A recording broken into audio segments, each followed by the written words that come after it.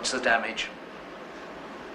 Contusions on the chest and arms. Slight bruising on the lower abdomen. Otherwise, there's not a mark. Splendid.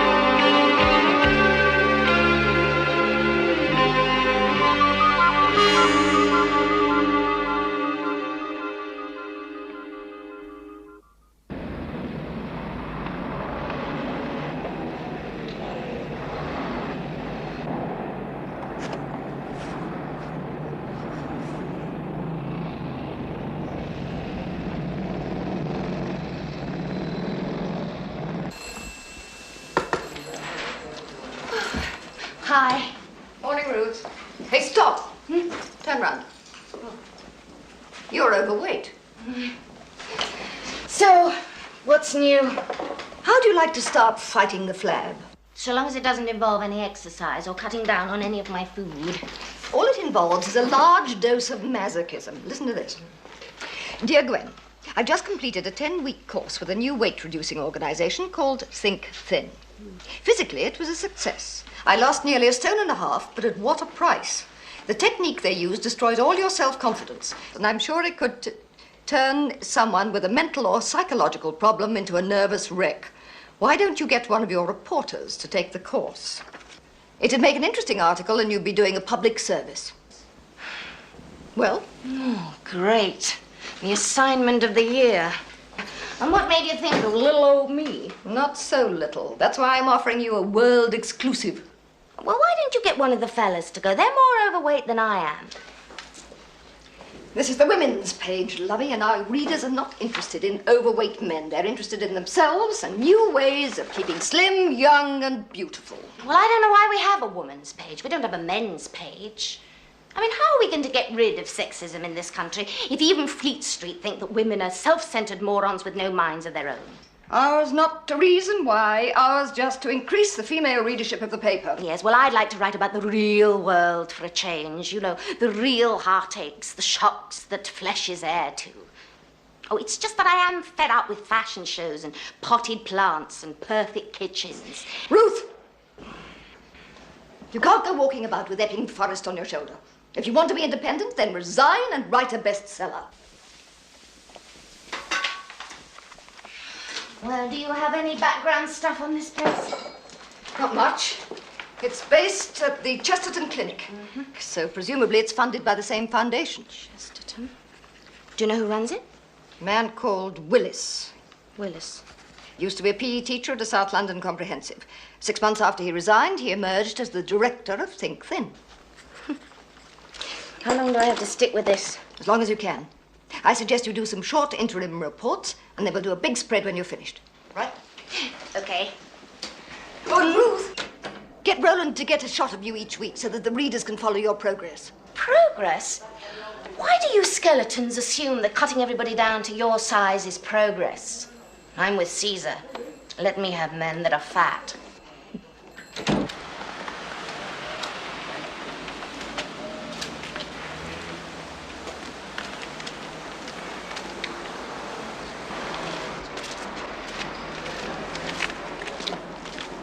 Taking a call. There's another big one coming in soon. Clean bill of health? Of course. How old? Late 20s. Shame. Those whom the gods love, eh? Shh. Door.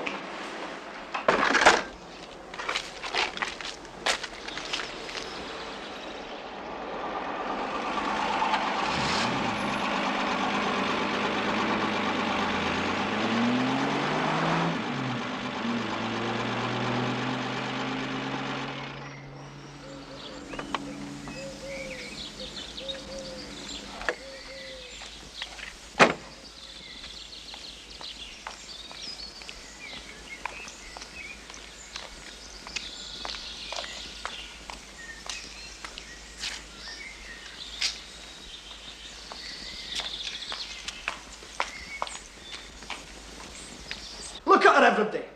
Isn't she fat? Isn't she ugly? Isn't she repulsive? You ought to be ashamed to be seen in public, Joyce. You should bury yourself up to the neck in sand. Look, you weren't always like that.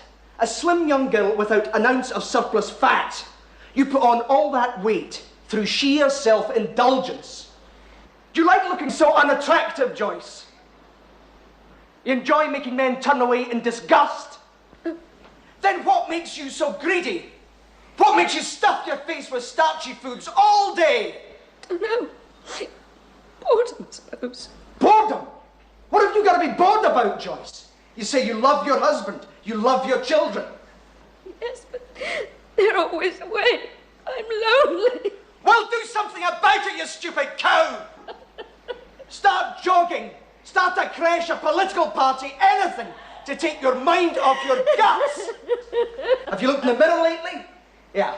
That is why your husband stays out late at the office, putting off the moment when he's got to come back to a quivering mountain of fat.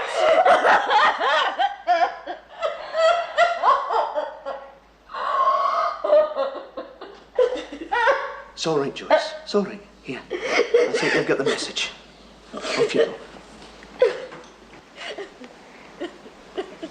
Right. Ben, stand up and be counted.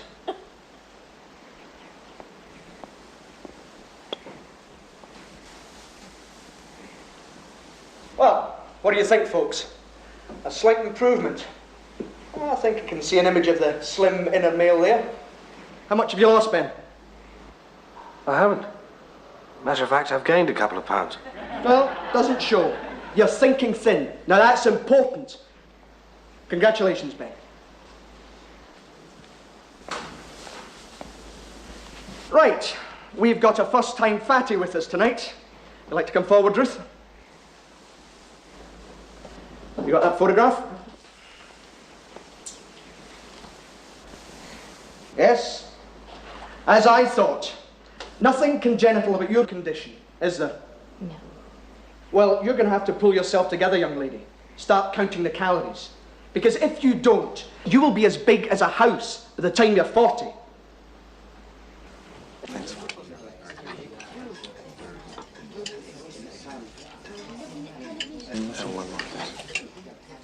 What is this? Are you striking a blow for Fatty's lip? Willis's orders. You're joking. It's true. He told me after the class to have a big blowout tonight. That's carrying the snobbery a bit far. He says I'm a special case. I've been on a protein and citrus fruit diet for 2 weeks now, and I've hardly lost any weight at all. So Willis suggested I take in some extra fat to give the citrus juice something to work on. Oh, and he's given me a pill to take afterwards to speed up my metabolism. Sounds crazy to me. But then half these diets are so far out, they sound as if they were thought up on April Fool's Day. You know, some freak wrote to us and said that she'd lost 2 stone on potatoes and ice cream. You get many freak letters at the paper? Sackfuls. Mainly about sex. Today is the age of anxiety, with just about everyone feeling inadequate. Yes. And I'm no exception. Why? Because your marriage failed? Partly. And partly because I seem to bore people. I'm expecting your eyes to glaze over long before we come to the coffee. You want me to wear dark glasses? Wouldn't do any good. I'd be imagining the boredom even if it wasn't there.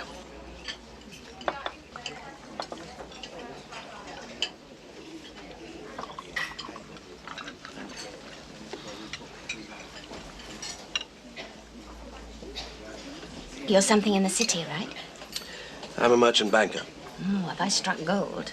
How about a loan? Certainly. There's just one proviso. What's that? It'd have to be at least $500,000. Otherwise, it's not worth the paperwork. And I thought the country was supposed to be on its uppers. Tell me something, Ruth. Is your, coast clear, men-wise?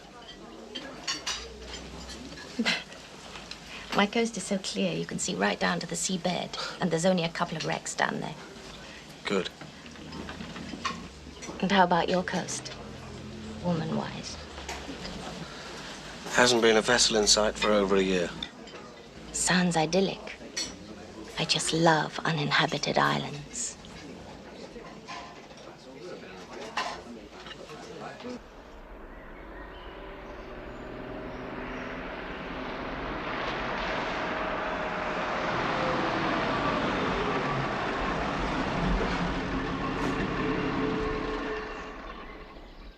Thanks, Ruth. What for? Not glazing over. Don't knock yourself. You're more special than you think. I'll walk you to your car.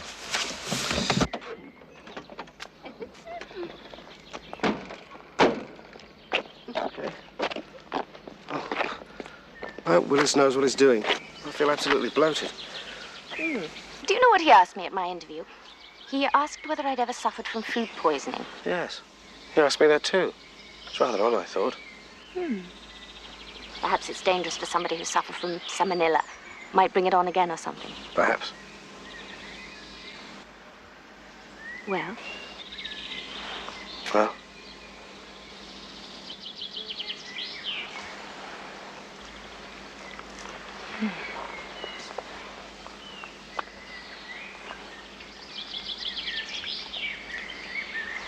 Well, that wasn't boring at all. May I phone you? Give me your hand.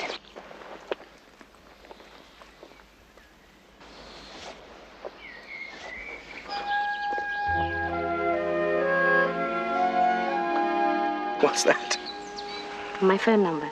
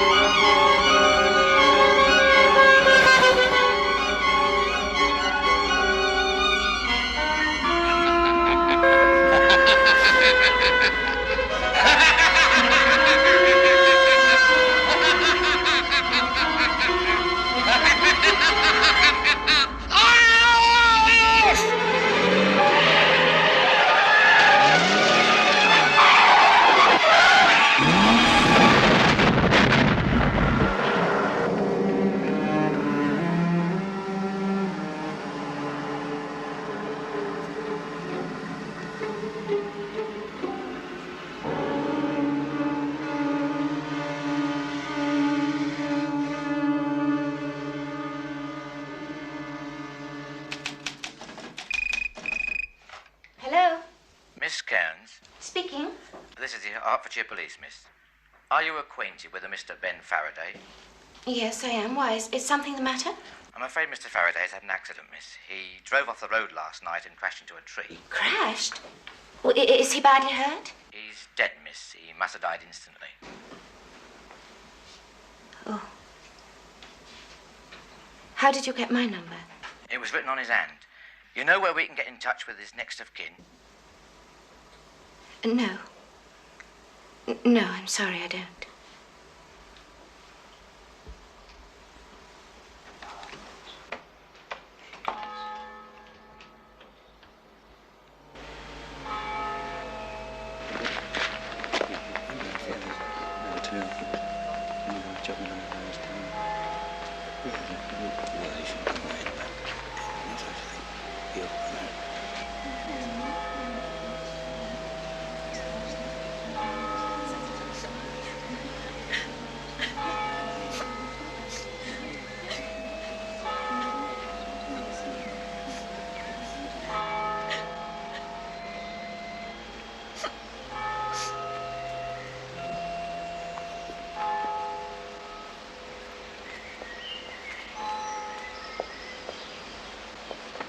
Excuse me, are you a reporter?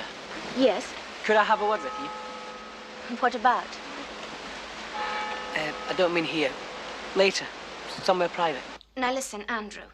Before you say another word, I write for the woman's page. And frankly, stories about funeral directors don't make ladies' hearts go pitter-pat. It doesn't matter. I've just got to talk to somebody. Okay. That man who died, was he a friend or a relation? A friend? Was he big? On the plump side? Well, you handled his funeral. You must have seen him. No. They wouldn't let me. Well, who wouldn't? The bosses, Mr. Basil and Mr. Cedric. Why not? They just said they wanted to dress this particular corpse themselves. But that is usually your job. One of them, yes. There used to be another man, but he retired. Now there's just me. Now, wait a minute. Let me get this straight. You say you didn't see the body. No. So how did you know that he was on the plump side? Sorry. I heard them talking. Mr. Cedric told Mr. Basil that there was another big one coming in. Another big one? Yes. That started me thinking. You see, the same thing happened about 6 months ago. There was a body they wouldn't let you see. Yes. Only that time I did see it. I sneaked into the refrigeration room while they were out. Why? I don't know. Suppose I thought it might be somebody famous. Somebody who wasn't supposed to be dead. Or was it? No. But he was fat. And it looked as if he'd been in a car accident. So, 2 fat men are killed on the road in 6 months. I don't see that it's anything to get so screwed up about. Okay, listen. Do you know why we handled your friend's funeral? Because Mr. Cedric just happened to be driving along the same road after he crashed. Another man is Mr. Basil who found the body after his crash. Coincidence, it must be. No, I think there's something funny going on. You think they're trying to increase their turnover by faking accidents? Look, if that's what you suspect, why did you go to the police? I've no proof. Anyway, they think it was Annetta. Just like you do. No, Andrew, I don't think that. It's just I don't know how I can help. You can be a witness. Witness? That coffin's not been buried, you know. It's been taken to a family vault about 2 miles away. I plan to break in tonight and open it. You can tell me if it's your friend. You mean you think it won't be? I'm not sure. All I know is I won't be able to rest until I know that everything's okay.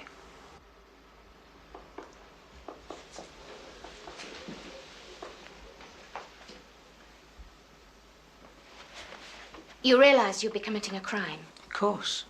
I know the law. And that I'd be an accessory? Please yourself. I'll do it on my own if I have to. I'll bring some garlic. Dracula might try and turn us into the undead.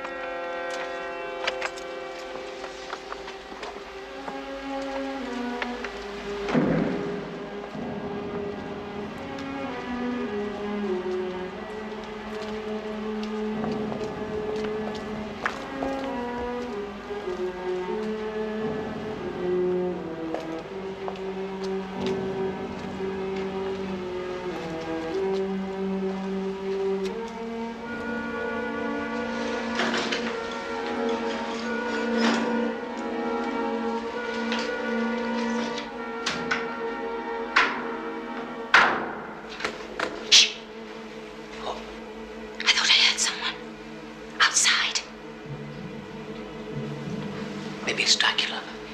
That doesn't sound so funny in here.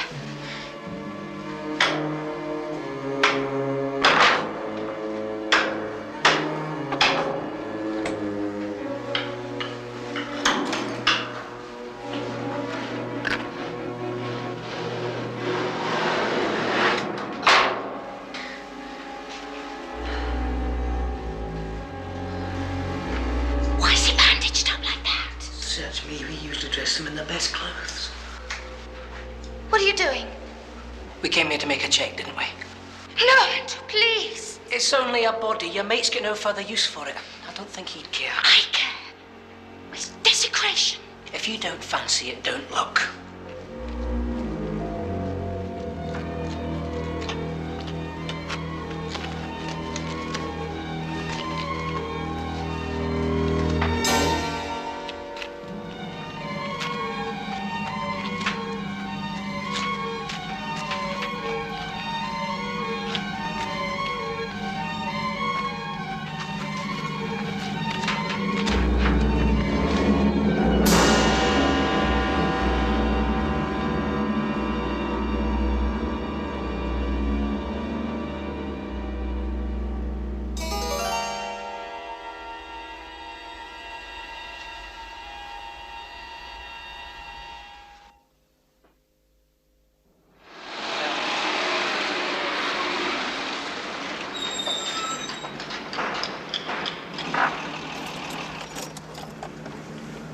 How are you going to get in? Oh, of course, I have keys. I had some duplicates made when I started to get suspicious. You'll want to wait here, yeah? No, I'll come with you. Are you sure? Some people, they can't take it in there. No, I'm sure they can't.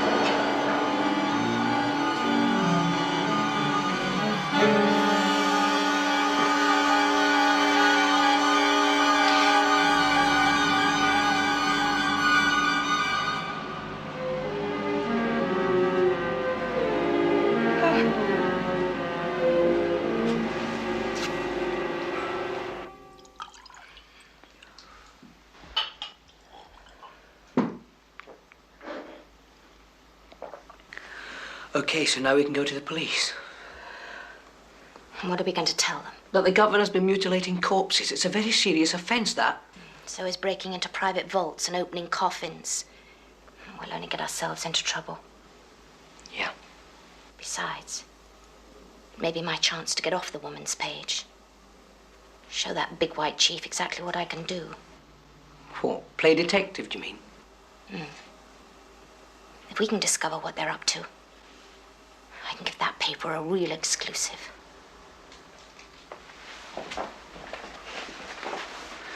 I know where we can start. Where? That other time 6 months ago. The following morning, I saw Mr. Cedric and Mr. Basil loading a coffin onto a hearse. What does that prove? That's usually the pallbearer's job.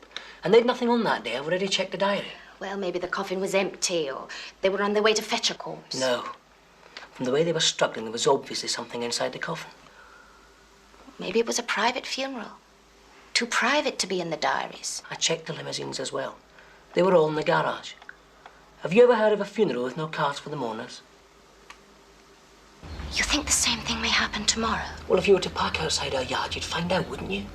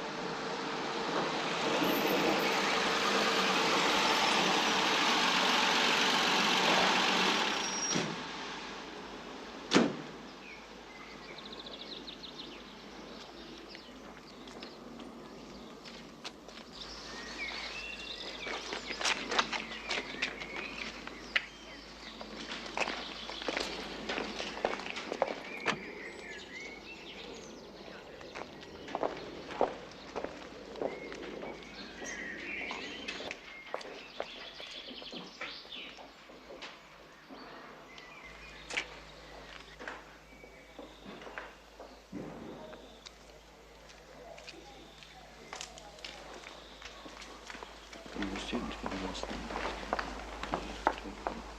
Okay.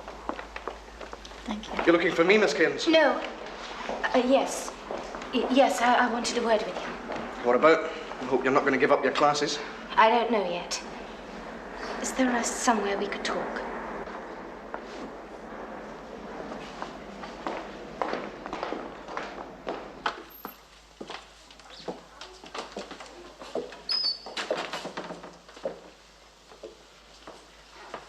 Well? Listen, I may be being stupid, but What? Ben Faraday, Yes.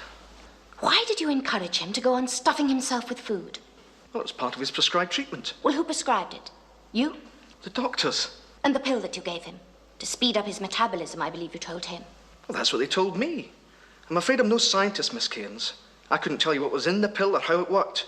Even if I could, I don't know that I should tell you. I'm really sorry about Ben, but these secrets belong to the clinic. The clinic pays my wages. I'm just a PE instructor.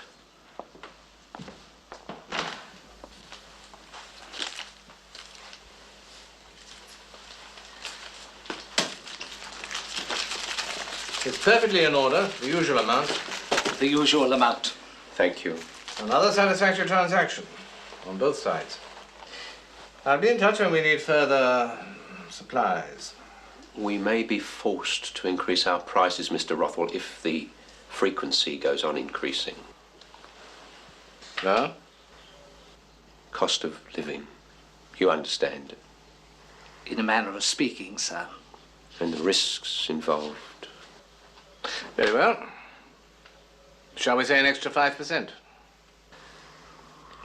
Of course, if we knew the exact purpose you require them for. 10%. Thank you, Mr. Rothwell, as long as you're satisfied with the service we provide. Thank you. We have no complaints. I shall be in touch. Good. Good.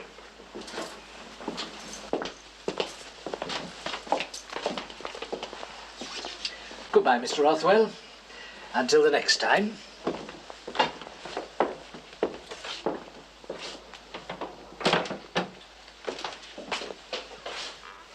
Rothwell, we may have a problem. Since the series of successful heart transplant operations which first brought the Chesterton into the public eye, a team of surgeons and technicians has been conducting experiments into the replacement of damaged limbs, and a spokesman announced recently that he believed it would not be long before the bionic man became a reality. Limb transplants. So, Doctor, what do you think? 20th century body snatchers. Shades of Birken hair.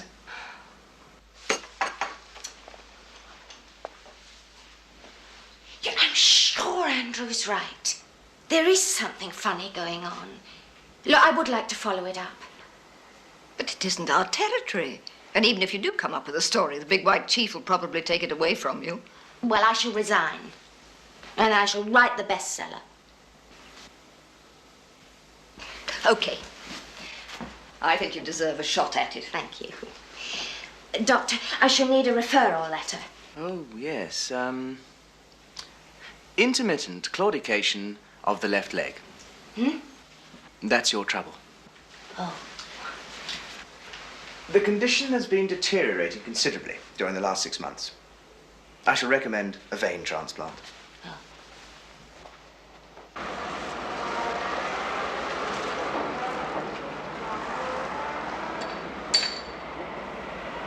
Chesterton Clinic? No, never heard of it. Are you sure? Was there nothing in the diaries? No, I'm quite sure. Well, there obviously is a connection. It looks to me as if the Chesterton Trust has come to some kind of secret deal with your bosses. What? To supply them with arms and legs, do you mean? It's quite creepy. It's a nasty racket. I think it ought to be exposed. You plan to suss it out then, this clinic? I'm going to try and get myself admitted as a patient. Now, if I discover any concrete evidence, I'm not going to hang around there. What I'll do is I'll check myself out, and I'll come and find you, and then we can go to the police together. Okay? Okay. I've got 3 jobs on tomorrow, so I'll be working late tonight. I should be here till about 11 o'clock, if you need me. Right. Right.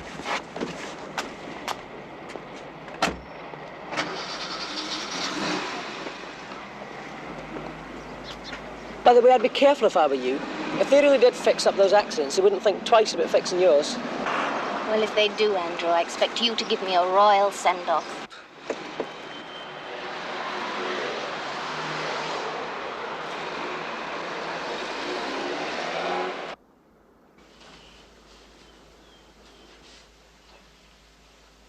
How old are you, Miss Cairns? I'm 29. And how far can you walk without pain? Not very far. By the time I get home in the evenings, the leg is throbbing away like mad. Your doctor thinks a vein transplant might be appropriate. Did he explain what that involves? I believe it means replacing the defective artery with a vein from the other leg. That's right. If you have a blockage which is causing circulatory problems, it can be very serious. Not long ago, we'd have had to amputate. Well, nowadays, we can offer a less drastic alternative. Good for you. Lie on the couch. Let's have a look at you. Right. Dr. Bradley. I don't believe he's referred a patient to us before. Well, he certainly seemed to know all about you. Said you were way ahead of the rest of the field. Your GP, is he? Yes. He's also medical correspondent on the newspaper that I work for. Diagnosis by proxy. I'm not sure I approve of that. He doesn't give instant answers. If somebody has a specific problem, he tells them to go to their own doctor. Sensible fellow. Would you stand up, please? Yes.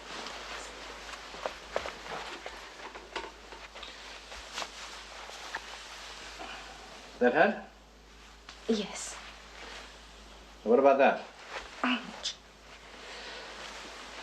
We'll have to take some tests, Miss Cairns. How soon could you come in? How soon could you take me? Tonight?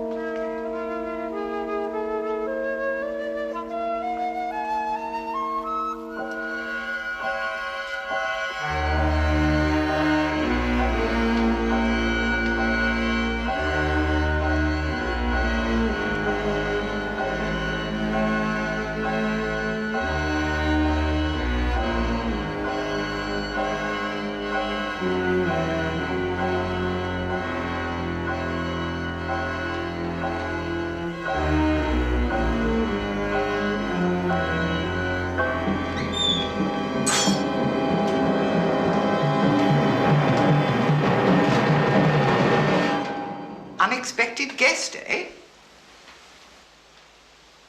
What are you after, my dear? The silver?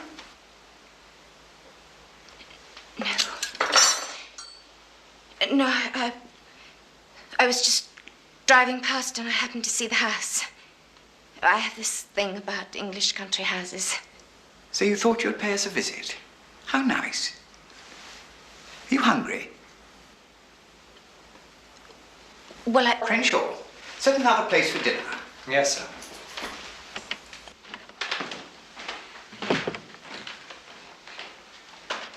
May I know your name? Cairns. Ruth Cairns. I'm Humphrey Chesterton. Come and meet the others.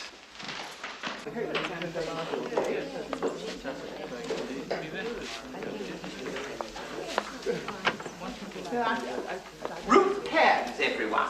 An old friend who just happened to be passing. Now, this is Peter Atkins, Joan Hubbard, Luciano Rossi from Italy, Angela Rook, Mr. Lim from Hong Kong, and Jack Rothwell. Good evening, Miss Cairns. That gammy leg of yours doesn't prevent you from using the clutch pedal, I see. She's staying to dinner? Why not? We've more than enough to go round. But I'm free. She's staying, Luciano. Of course. Glass of champagne, my dear. It's a particularly fine vintage. Thank you.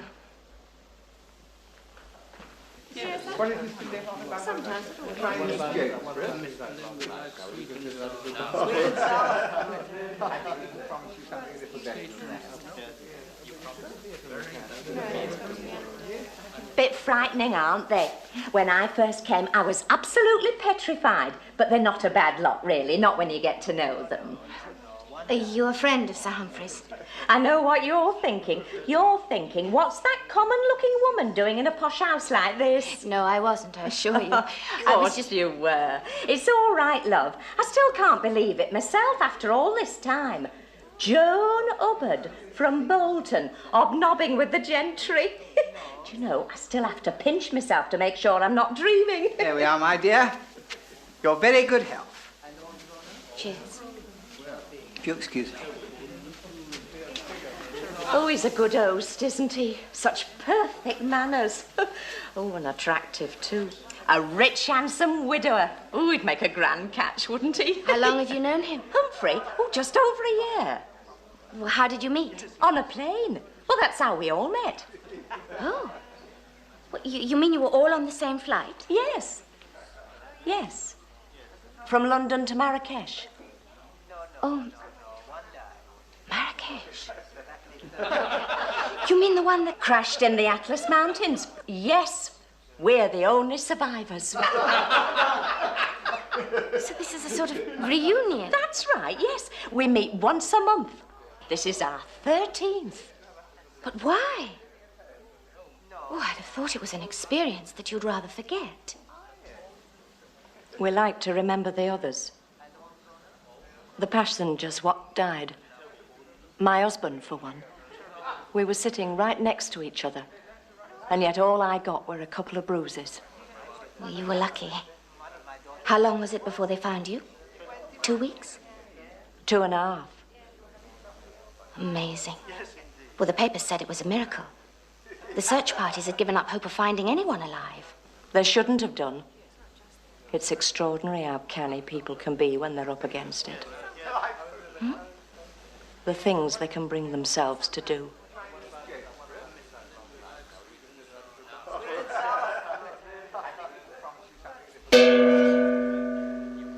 Ladies and gentlemen, dinner is served.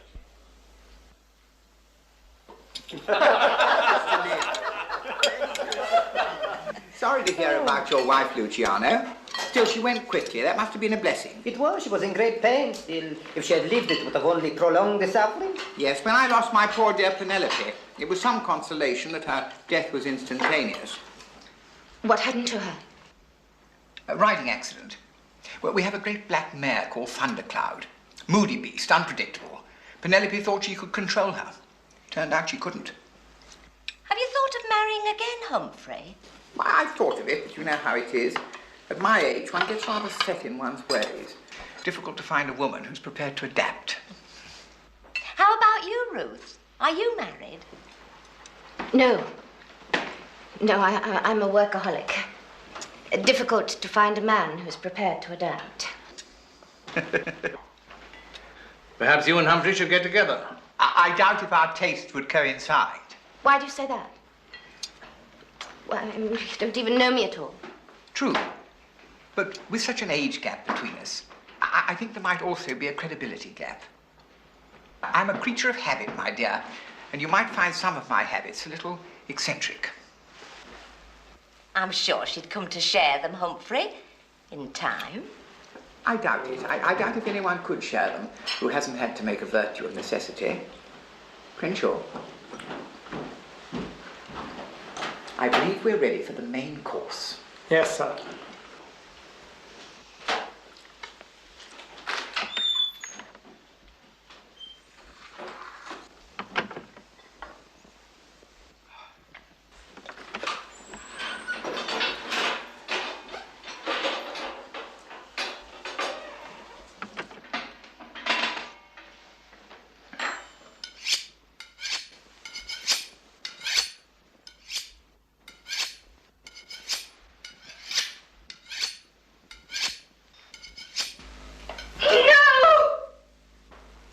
Something the matter, my dear?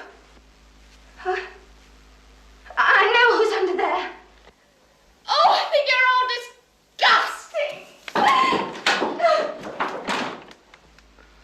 You think it's wise to let her run off like that?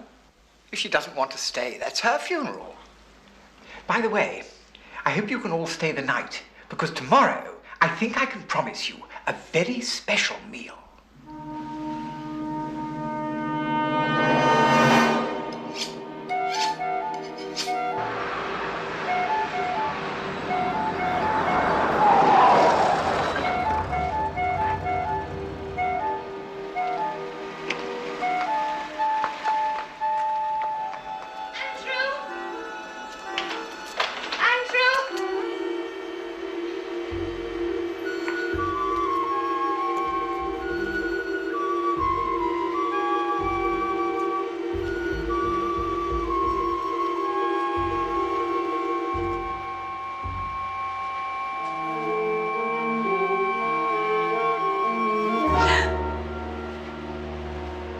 No use, I'm afraid.